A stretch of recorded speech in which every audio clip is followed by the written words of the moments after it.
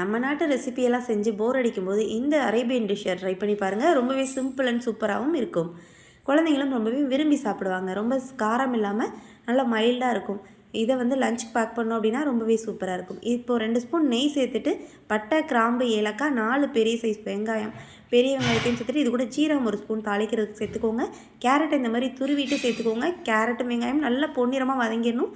அதுக்குள்ளே அரிசியை தண்ணியில் சேர்த்துட்டு ஊற வச்சிடலாம். 4 தக்காளியை ஃபைனாக நல்லா அரைச்சிட்டு இப்போ இது கூட சேர்த்துட்டு இதையும் நல்லா பச்சை வாசனை போக வதக்கி விட்டுடலாம். கூடவே தேவையான உப்பு சேர்த்துக்கோங்க. 1க்கு 2 தண்ணி சேர்த்துட்டு இது கூட இப்போது மேகி மசாலா இதை தான் நான் இதோட ஃப்ளேவருக்கு சேர்க்க போகிறோம். இது மட்டும் தான் காரத்துக்கு. ஸோ 1 பீஸ் 1/2 கிலோ அப்படின்றதுனால 1 பீஸ் மட்டும் சேர்த்துக்கிறேன். இப்போ அரிசி சேர்த்துட்டு ஒரு விசில் விட்டு எடுத்துடலாம். இந்த மசாலா சூப்பர் மார்க்கெட் அது மாலில் கேட்டிங்கன்னா கிடைக்கும்.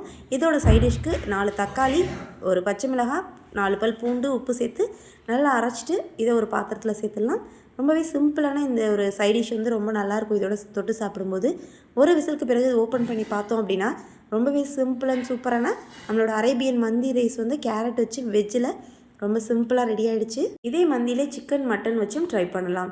இந்த ரெசிபி உங்களுக்கு பிடிச்சிருந்தா மறக்காமல் லைக் பண்ணி சப்ஸ்கிரைப் பண்ணிடுங்க. தேங்க்ஸ் ஃபார் வாட்சிங். அஸ்ஸலாமு அலைக்கும். சிரிங்க சிரிங்க, சந்தோஷமாகவும் இருங்க.